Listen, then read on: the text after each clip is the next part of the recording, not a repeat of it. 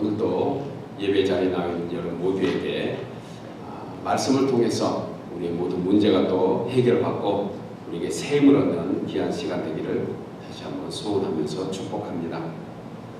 하나님의 자녀가 되는 순간, 그리고 교회에 나와서 가장 많이 듣는 단어가 있다 하면 무엇일까요? 그것은 바로 은혜와 믿음이라는 단어일 것입니다.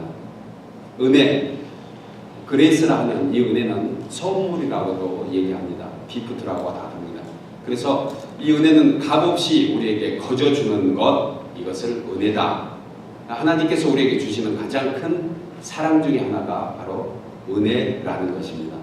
그런데 그 은혜는 또 믿음으로 반응을 해야 합니다. 믿음이 없는 사람에게는 그 은혜의 값진 소중한 것을 알 수 없기 때문에 그렇습니다. 그래서 이 은혜와 믿음은 떨어질래야 떨어질 수가 없는 아주 가장 중요한 관계를 맺고 있는 단어들이라고 할 수 있습니다. 그런데 신앙생활 하면서 또 빠져서는 안 될 또 하나의 중요한 단어가 있습니다. 우리 성도들에게 그것이 무엇일까요? 바로 영적 전쟁, 영적 싸움, 이런 단어일 것입니다. 사람들은 흔히 얘기하기를 하나님의 나라는 무조건 용서하고 이해하고 사랑하는 것이다, 이렇게 단정 짓는 사람들이 참으로 많습니다. 그래서 그냥 아무거나 다 받아들이고 누구하고도 관계가 좁아지고 이런 것을 하나님 나라라고 생각합니다. 물론 그것도 하나님 안에 있는 가장 아름다운 모습 중에 하나일 것입니다. 그러나 사실 여러분 어떻게 생각하십니까? 하나님의 자녀로 사는 순간부터 우리 자신이 알든지 모르든지 전쟁에 출전한 군인과 같다는 것입니다. 바로 영적 전쟁에 속해 있다는 것이에요. 우리는 이것을 항상 기억하고 살아야 합니다. 무슨 일에 있어서든지 좀 이렇게 이단성을 가지고 있는 어떤 그 신학교라든가 그런 목회자 아니면 교회 지도자들이 가르칠 때 사실 위험한 것 중에 하나가 있습니다. 모든 문제를 너무 지나치게 영적으로 해석하는 그런 부분도 있습니다. 예를 들어서 누가 몸이 좀 아프거나 아니면 무슨 감기만 걸려도 영적으로 해석을 너무 확대해가지고 그것을 지나치게 그 어떤 그 영적인 면으로 해답을 얻으려고 하는 부분도 없지 않아 있습니다. 이거 그렇게 꼭 옳은 것은 아닙니다. 우리가 몸이 아프면 병원에 가서 의사에게 전문의와 상의해서 우리의 몸을 치료받고 또 몸이 아프고 그러면 약도 사서 먹고 그렇게 할 필요가 있습니다. 그렇지만 모든 그런 과정 속에서 전혀 하나님하고 관계없다, 이렇게 해석도 할 수 없다는 것이에요. 이 두 개를 지혜롭게 잘 맞물려서 생각하는 것이 바로 온전한 영적인 사람이라는 것을 우리가 생각해야 합니다. 여러분, 우리가 아는 대로요, 전쟁에는 반드시 상대가 있습니다. 혼자 전쟁하는 경우 없죠. 자기와의 싸우는 극기 같은 그런 것은 있지만 대부분 전쟁에 나가서 전투를 한다는 싸움은 분명히 상대가 있다는 것이에요. 영적인 전쟁에서도 상대가 있습니다. 누구일까요? 사단의 졸개인 마귀와 귀신들과의 싸움입니다. 제가 가끔 성경 공부를 하면서 또 말씀을 같이 전하고 나누면서 이렇게 성도들께 질문하는 경우가 있습니다. 하나님 믿으십니까? 대부분 분들이 다 하나님 믿는다고 얘기합니다. 그러면은 지금 마귀와 귀신이 있다는 것도 믿으세요? 이렇게 물어보면 이 시대에 귀신이 어디 있어요, 목사님? 이렇게 반문하는 분들이 참 많이 있습니다. 하나님은 믿으면서 마귀와 귀신은 믿지 않는다. 믿으라는 것은 그를 트러스트하는 뜻이 아닙니다. 그가 존재하고 있는 것을 아느냐, 이런 의미인 거죠. 하나님도 영이시고 마귀와 귀신도 다 영적인 존재입니다. 하나님이 계시는 것을 믿는다 하는 것은 영적으로 내가 그분을 믿는다는 것과 똑같은 거죠. 이처럼 이 시대에 대적하는 영, 마귀와 귀신이 여전히 존재하고 있다는 것 우리가 분명히 알고 신앙생활을 해야 합니다. 그래서 베드로 사도는 베드로전서 5장 8절에서 근신하라 깨어라 너희 대적 마귀가 우는 사자와 같이 두루 다니며 삼킬 자를 찾는다 했습니다. 오늘 읽은 본문 내용은 출애굽한 이스라엘 백성이 아말렉 족속과 싸우는 장면입니다. 이 장면은 자기와의 싸움 그리고 사단과의 영적 전쟁 두 가지 의미를 다 담고 있습니다. 어떻게 아말렉과 싸워서 이겼을까요? 이 승리의 비결은 우리의 삶에서도 참으로 중요하다고 생각할 수 있습니다. 단순히 수천 년 전에 아말렉이라는 족속과 싸웠던 이스라엘 백성들 그 역사를 기록하기 위해서 오늘 출애굽기 17장을 쓰고 있는 것이 아니라는 것이에요.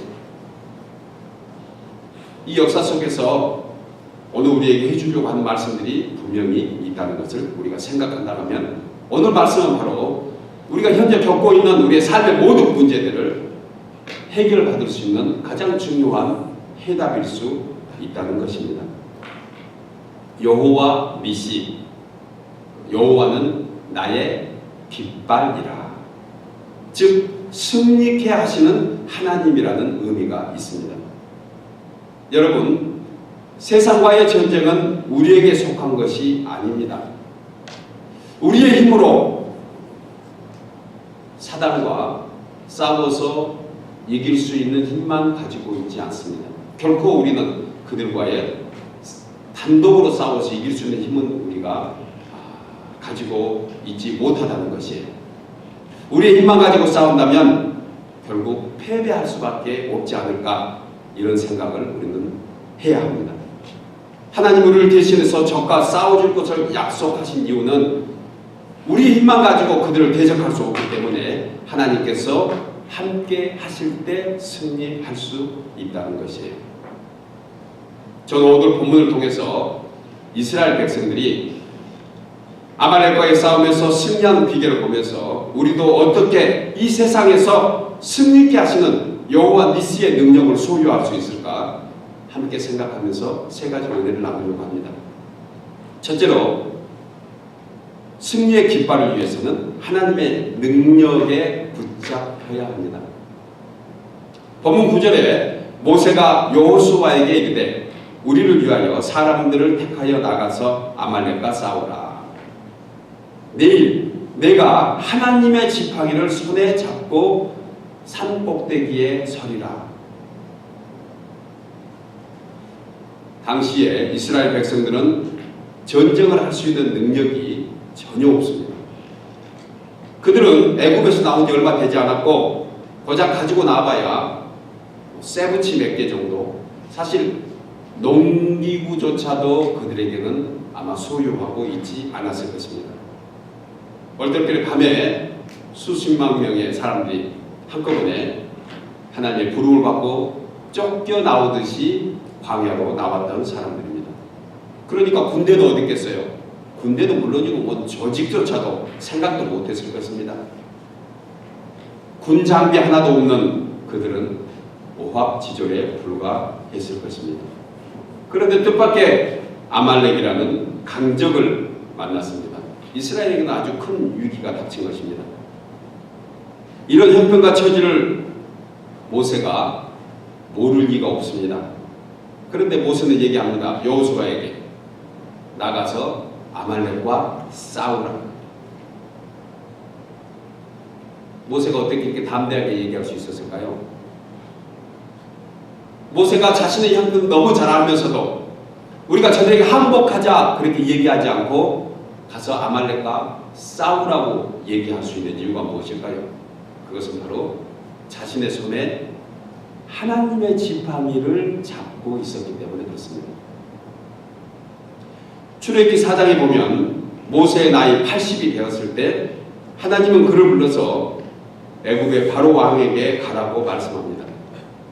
그때 모세는 자신이 이제 늙었고 힘도 없고 말도 잘 못하는 사람이 됐다. 그래서 나는 갈 수 없습니다. 그렇게 말할 때 2절에 보니까 하나님께서 모세에게 너의 손에 들고 있는 것이 무엇이냐 그렇게 물어보십니다. 그때 모세가 이 늙은이의 손에 있는 것은 지팡이 하나뿐입니다. 그때 그 지팡이를 던져보아라. 지팡이를 던져보니까 그 지팡이가 살아서 움직이는 뱀이 된 것입니다. 다시 지팡이를 잡아라. 그러니까 막대기, 즉 모세의 지팡이로 다시 변한 것을 하나님께서 모세에게 보여주십니다. 그리고 모세는 그 능력에 붙잡혀서 이제 왕을 만나러 가기로 작정합니다. 그리고 애굽으로 내려가려고 하는 순간 출애굽기 4장 20절에 보니까 모세가 하나님의 지팡이를 손에 잡았더라 그렇게 표현합니다. 여러분, 노인에게 든 것은 자기 몸 하나 지탱하기에 힘든 겨우 자기 몸을 일으켜 세우고 자기 몸을 보호하는 그러한 단순한 지팡이에 불과했습니다. 80대 노인에게 그 지팡이는 어찌 보면 아주 자기의 삶에 자기 생활에 필요한 막대기에 불과한 것입니다. 그러나 소중한 것이죠. 그런데 그 지팡이에 하나님의 은혜가 임하게 되니까 아말렉과 싸워서 이기는 강력한 무기가 된 것입니다. 사람들은 때로 자신이 가지는 것 너무 적다고 얘기합니다. 난 아무것도 없다고 얘기합니다. 연약하다고 얘기합니다. 그러나 그 가진 것 없고 연약한 것을 통해서 주님이 일하고 계시는 줄 믿으시기 바랍니다. 문제는 연약하다고 못하다고 하는 자포자기, 그 우리 자신의 문제인 것입니다. 따라서 오늘날 영적 전투에 가장 중요한 것은 자기 자신을 극복하는 그러한 문제라고 생각할 수 있습니다. 우리가 때로 못한다고 하는 것, 그것은 이미 싸워보지도 않고 해보지도 않고 못한다고 얘기하는 자포자기 그러한 신앙이 된 것입니다. 여러분, 패배의식은요 자기 자신을 얼마나 비참하게 만드는지 모릅니다. 자격지심 굉장히 문제가 됩니다. 어떤 말을 들었을 때 전하는 상대는 그런 뜻이 아닌데 받는 사람이 마음대로 해석하고 마음대로 그것을 바꿔버리는 것이에요. 결코 좋은 방법은 아닙니다. 자기 스스로 비참하게 만들어지는 꼴이 된 것입니다. 좌절감, 열등감, 욕구불만, 지나친 죄의식이나 염려와 두려움, 이기심과 자만심 같은 것, 이런 피해의식은 영적 싸움에서 가장 큰 적을 만들어내는 스스로 자멸하는 그러한 문제가 된다는 것입니다. 여러분, 그런데 이런 문제들은 사실 누구나 가지고 있다는 것이에요. 세상 사람이면 호흡하고 있는 모든 인생들에게는 이런 문제, 크고 작은 문제에 불과하지만 누구나 다 가지고 있습니다. 부자나 가난한 자나 지식인이나 배우지 못한 사람이나 잘생긴 사람이나 못생긴 사람이나 전부 다 공통적으로 가지고 있는 문제들이 아닐까요? 중요한 것은 이 문제가 있음을 알고 주님께 은혜와 능력을 구해서 정말 아무 쓸데없는 마른 막대기 같은 우리 인생들을 주님의 손에 맡길 때 하나님의 지팡이를 손에 잡고 살게 되는 것입니다. 우리의 주변에 많은 적이 있습니다. 그들은 믿는 자를 삼키려고 합니다. 그들은 양의 탈을 쓰고 이리처럼 날카로운 발톱을 감추고 있는 그런 영적 전투에 해당되는 사람들입니다. 온화한 표정을 짓고 사실은 뒤에만 보면 우리를 넘어뜨리려고 하는 그런 주위의 영적 전투의 대상자들이 우리 가운데 많이 있다는 것을 우리는 생각해야 합니다. 그러나 우리는 두려워할 필요가 없습니다. 하나님은 승리케 하시는 하나님이시기 때문에 그렇다는 것이에요. 여러분, 로마에 가면 유명한 베드로 성당을 볼 수가 있습니다. 그 성당의 규모는 정말 장엄하다고 합니다. 성당 벽마다 새겨진 조각들이 마치 움직이는 것처럼 이렇게 잘 조각되어 있다고 합니다. 그런데 사실 그 훌륭한 조각들의 그 모자이크들이 버려진 돌이나 유리 조각 혹은 깨진 대리석 조각 혹은 조개 껍데기 같은 것을 모아서 만들어졌다고 합니다. 그런 가치 없는 것들, 깨진 유리 조각 같은 거, 버려진 대리석 같은 것들을 모아서 그렇게 훌륭한 작품을 만드는 것은 바로 자민의 손에 그러한 돌 조각들이 붙잡혀 있기 때문에 그렇다는 것이, 마찬가지로 우리가 대리석 조각처럼 유리 조각처럼 버려진 인생이라 하더라도 위대한 주님의 손에 붙잡기만 하면 하나님께서 원하시는 모습으로 우리를 빚어가시고 만들어가고 있다는 것을 우리가 생각해야 합니다. 그래서 모든 인생마다 주님께 붙잡힘을 받아야 합니다. 우리는 때로 소원할 때 우리의 마음의 소원을 가지고 자꾸 주님을 불러드립니다. 이것도 해주세요, 저것도 해주세요. 신앙이 결코 나쁘진 않을 것입니다. 주님이 계시는 것을 의지한다는 것 좋은 신앙입니다. 그러나 더 좋은 것은 우리가 주님의 뜻에 쫓아가는 것입니다. 주님의 능력이 무엇인지 알고 주님의 능력을 구하는 것입니다. 내 능력을 구하는 것이 아니고 주님의 능력을 구해서 우리가 나아갈 때 우리는 행복한 인생, 승리하게 되는 인생이 되는 줄 믿습니다. 두 번째로, 승리의 깃발을 위해서는 각자 제 자리에서 맡겨진 일에 순종하면서 최선을 다해야 합니다.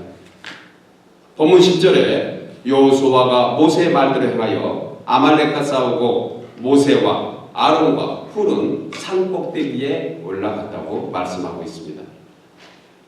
본문에서 4명의 사람이 나옵니다. 모세와 여호수아와 아론과 훌입니다. 이 말씀 속에서 우리가 생각할 것이 무엇일까요? 바로 역할 분담입니다. 각자 제 위치에 있어야 하는 것입니다. 여호수아는 아말렉과 싸우기 위해서 전쟁터로 갔습니다. 아론과 훌은 모세를 따라 산 꼭대기에 올라간 것입니다. 여러분 생각해 보십시오. 아말렉과 싸우는 전쟁터에 한 명이라도 아마 더 군사가 필요했을 것입니다. 그런데 모세와 아론과 훌은 전쟁터로 가지 않고 산 꼭대기에 올라갔던 것입니다. 왜 그랬을까요? 산 꼭대기는 하나님을 만나는 장소입니다. 자신의 위치가 전쟁터가 아니고 순종하는 마음을 가진 산 꼭대기라는 것이에요. 오늘날 교회와 성도들을 무너뜨리는 마귀의 전략은 불신을 조작하는 것입니다. 분열을 일으킵니다. 갈등 만들어냅니다. 여러분, 가정생활도 각자의 위치에서 자기에게 주어진 일에 최선을 다하면 됩니다.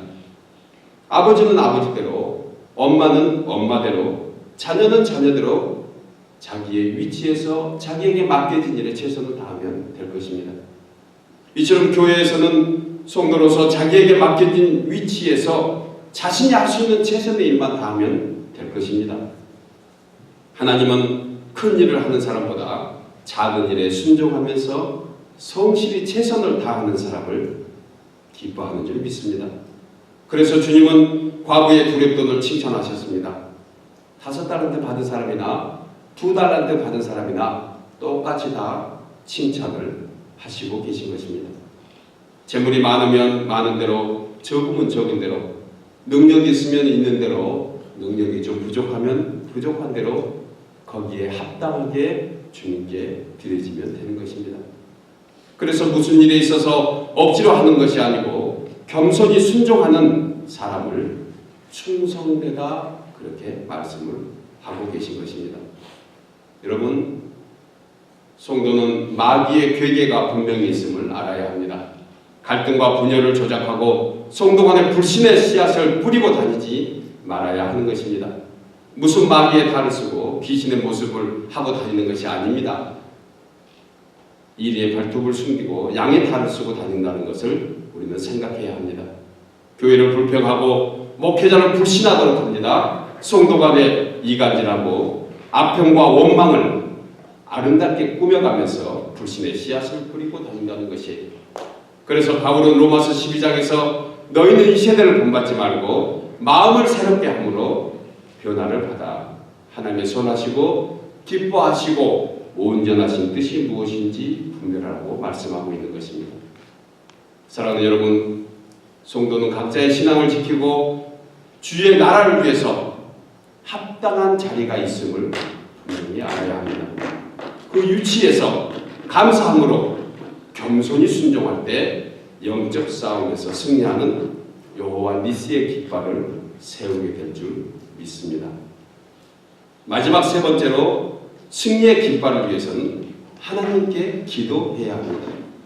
본문 11절에 모세가 손을 들면 이스라엘이 이기고 손을 내리면 아말렉이 이기더라. 본문은 이스라엘이 아말렉과 싸우고 있을 때 모세가 두 손을 들면 이스라엘이 이기고 두 손이 내려오면 아말렉이 이긴다고 말씀을 하고 있습니다. 이 싸움이 오늘날 우리에게 주는 교훈이 무엇일까요? 바로 기도하는 자가 승리하게 된다는 것이. 여러분, 성도의 삶이 승리하기 위해서는 기도하는 손이 결코 내려서는 안 됩니다. 따라서 믿는 성도에게 중요한 것은 기도하는 것입니다. 기도는 승리의 비결을 말해주는 하나님의 뜻을 아는 지혜가 있는 영적 통로가 된다는 것입니다. 사실 믿는 사람이나 믿지 않는 사람이나 누구에게나 살다 보면 환난과 어려움은 그림자처럼 따라다닙니다. 그러나 기도하는 사람은 오뚜기같이 일어서게 되는 것입니다.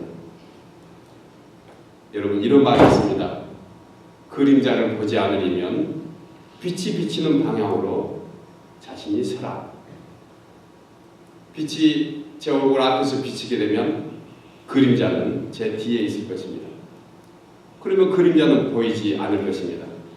그림자를 어두움이고 답답한 것이고 환난으로 생각하면 우리는 그 그림자를 볼 것이 아니고 빛 대신 주님만 바라보게 되면 빛이 그 그림자를 뒤편으로 보낸다는 것입니다.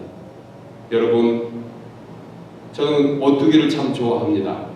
오뚜기의 중심에 납이 있어서 오뚜기는 흔들리기는 하지만 넘어져 있지는 않습니다. 잠시 흔들리기는 하지만 제자리를 찾는 그런 모습이 바로 하나님의 사람들과 비슷하기 때문에 그렇습니다. 사람이 깨어서 기도함으로 오뚜기처럼 일어날 수 있는 힘을 얻게 되는 것입니다. 여러분, 신앙생활 하다 보면 여러 가지 시험에 들게 됩니다. 그 시험을 통해서 성도들의 신앙이 성숙될 수 있습니다. 교회도 그렇습니다. 교회가 세워지기 위해서는 여러 가지 시험이 많이 올 수가 있다는 것이에요. 그러나 그런 걸 통해서 교회는 더욱더 든든히 서가게 된다는 것을 우리가 생각해야 합니다. 아예 시험에 푹 빠져서 믿음을 저버리고 교회를 떠나는 사람들 우리 주변에도 많이 보게 됩니다. 시험은 하나님께서 우리를 좌절시키려고 하는 것이 아니고 우리를 성숙하게 하려고 할 것입니다. 그러나 마귀의 시험은 그렇지 않습니다. 마귀의 시험은 영원히 우리를 하나님 곁에서 떠나도록 만들어 준다는 것이에요. 그래서 우리가 하나님의 깃발을 올리기 위해서는 기도해야 하는 것입니다. 여러분, 마귀가 가장 방해하는 것 중에 하나가 기도하지 못하도록 합니다. 무슨 일을 만들어냅니다. 핑계거리를 줄 것입니다. 다른 것에 신경 쓰도록 바쁘게 합니다. 그래서 바쁠수록 힘들수록 생활이 어려울수록 기도의 자리에 나와서 우리는 기도해야 하는 것입니다. 또한 본문에서 중요한 교훈을 주는데 바로 중보 기도입니다. 합심하여 기도할 때 능력이 더해지는 것이에요. 본문 12절에 모세의 팔이 피곤함에 그들이 돌을 가져다가 모세 아래에 놓아 그로 그 위에 앉게 하고 아론과 홀이 이편과 저편에서 모세의 손을 붙잡아 올렸더니 그 손이 해가 지도록 내려가지 않더라. 모세 혼자 기도했으면 아마 피곤해서 오래 기도하지 못했을 것입니다. 그러나 함께하는 아론과 홀이 이편과 저편에서 모세와 함께 중보 기도할 때 그 손이 해가 지도록 내려오지 않았다고 말씀하고 있습니다. 여러분, 사람은 무슨 일에 있어서 혼자 할 수 있는 일에는 한계가 있을 것입니다. 그래서 사람 입자는 우리가 잘 아는 대로 서로 기대고 있는 문자가 됩니다. 밑에 있는 것도 아니고 위에 있는 것도 아닙니다. 서로 같이 합력하고 있는 모습입니다. 모세를 돕는 아론과 홀은 하나님 안에서 아주 귀하게 쓰임받은 사람들입니다. 그들은 각자 위치에 있었기 때문에 그렇습니다. 이처럼 하나님 나라 안에서는 표면적으로 나타나는 하나님의 사람이 있을 것입니다. 그러나 또 이면적으로 보이지 않는 곳에서 주의 교회와 나라를 위해서 또 목회자를 위해서 기도하는 사람들이 분명히 있어야 하는 것입니다. 주님은 이렇게 돕는 사람을 더 귀하게 보고 계시다는 것입니다. 다윗에게는 요나단이 있었습니다. 바울에게는 누가와 실라가 있었습니다. 디모데에게는 바울이 있었고 바울의 복음사에게는 루디아와 브리스길라와 아굴라와 같은 믿음의 동역자들이 있었던 것입니다. 사랑하는 여러분, 이민생활하면서 우리에게 항상 어려움은 따르기는 마련입니다. 조국을 뒤로하고 이군발이 남의 나라에 와서 산다는 것이 결코 쉬운 일은 아닙니다. 그러나 힘을 합쳐서 살면 이러한 문제와 외로움은 우리에게 가까이 있을 수가 없을 것입니다. 우리 모두 다가 서로를 위해서 나누고 사랑해야 하는 것은 바로 우리의 외로움과 힘든 것과 우리의 고난을 함께 이겨나가는 동역자들이 있다는 것을 알게 하기 위함입니다. 때로는 내가 살면서 어려움을 당했을 때 작은 도움이, 조그만 격려의 말 한마디가 큰 위로가 되는 것입니다. 우리 모두가 입장을 바꿔서 생각할 때 우리에게는 다시금 힘을 얻을 수가 있다는 것입니다. 교회 안에서 성도가 서로 같은 뜻을 품고 같은 목소리로 기도한다면 우리의 이민생활, 우리의 신앙생활은 더욱더 윤택해질 줄 믿습니다. 저에게도 가끔 마음이 무거울 때 주위에서 목사님, 제가 이 상황을 위해서 기도하고 있습니다. 힘을 내십시오. 우리 모두 기도할 것입니다. 이런 사람들은 주님이 결코 잊지 않을 것입니다. 하나님의 사람은 바로 그런 사람들입니다. 저도 가끔 그런 말을 들을 때 위로가 되고 힘이 됩니다. 목사님, 힘내세요. 기도하고 있습니다. 성도 간에 서로 그런 위로의 말을 나눌 필요가 있습니다. 부부 간에도 그런 위로의 말이 필요한 것입니다. 여보, 힘내. 내가 기도하고 있어. 우리 하나님께서 우리에게 가장 좋은 길로 인도하실 거야. 그런 조그마한 위로의 말 한마디가 우리 이민의 삶, 신앙의 삶에 얼마나 큰 유익이 되는지 모릅니다. 이런 기쁨을 나누는 우리 주의 성도들 되기를 간절히 소원합니다. 이제 말씀을 맺겠습니다. 하나님은 그의 자녀된 우리가 항상 승리하면서 살기를 원합니다. 시편 20편에 승리를 바라는 하나님의 마음을 가장 적절하게 표현하고 있는 말씀이 바로 4절 이하의 말씀입니다. 내 마음의 소원대로 허락하시고 내 모든 도모를 이루시기를 원하노라. 우리가 너의 승리로 인하여 계가를 부르며 우리 하나님의 이름으로 우리 길을 세우리니 여호와께서 내 모든 기도를 이루어 주시기를 원하노라. 이렇게 말씀합니다. 사랑하는 여러분, 하나님을 의지하는 우리에게는 오직 승리만 있을 줄 믿습니다. 우리 삶은 주님께 달려 있습니다. 우리의 삶은 주님의 능력 안에 있어야 합니다. 우리의 생각은 주님의 지혜 안에 있어야 합니다. 우리의 행동은 주님의 말씀 가운데 있어야 하는 것입니다. 이 모든 것은 하나님의 영광을 드러내기 위해서 우리를 불러주신 것입니다. 오늘도 주의 말씀 가운데 승리하기를 소원하며 기도로 승리하시는 우리 모두 되기를 주의 이름으로 축복하며 소원합니다. 기도하겠습니다.